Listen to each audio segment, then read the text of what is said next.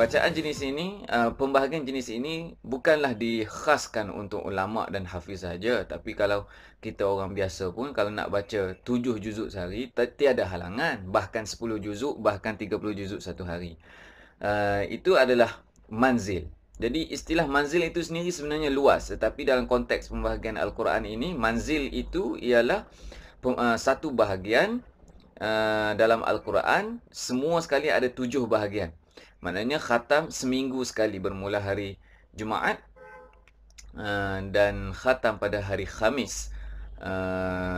Itu manzil. Yang kedua ialah ain, yang kita nak bincangkan. Ain adalah ringkasan bagi perkataan istilah rukuk. Apa maksud rukuk? Ialah bahagian-bahagian Al-Quran dibahagikan mengikut chapter, mengikut cerita, mengikut kisah. Ada yang kisahnya satu ayat, ada yang kisahnya 2 ayat, ada yang satu kisah itu satu muka, ada yang satu kisah itu 2 muka, ada yang satu kisah itu mungkin menghampiri 3 muka.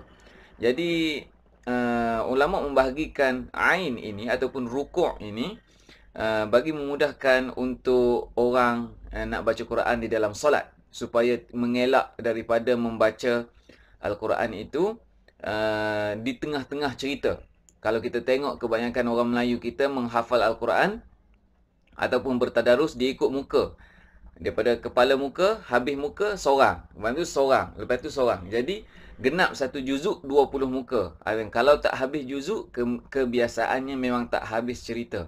Jadi, cerita tu tak best. Bayangkan, orang yang faham bahasa Arab, malaikat-malaikat yang berkerumun mendengar bacaan kita, dengar kita punya bacaan, kita mula di tengah cerita. Kadang-kadang awal muka tu di tengah cerita. Kemudian habis muka tu pun di tengah cerita. Kita mula tengah cerita yang lain, habis muka, kita dah masuk cerita lain, berhenti di tengah-tengah cerita. Best ke tak malaikat nak dengar? Jadi orang yang faham bahasa Arab akan faham. Kalau kita tengok filem ataupun kita tengok baca buku cerita sekalipun, kalau kita baca di tengah-tengah, start di tengah-tengah, kita tak faham hujung pangkal cerita itu. Jadi itulah tujuan ulama membahagikan bahagian-bahagian Al-Quran supaya kita guna pakai. Itu berkenaan dengan manzil dan ain ataupun dipanggil rukuk.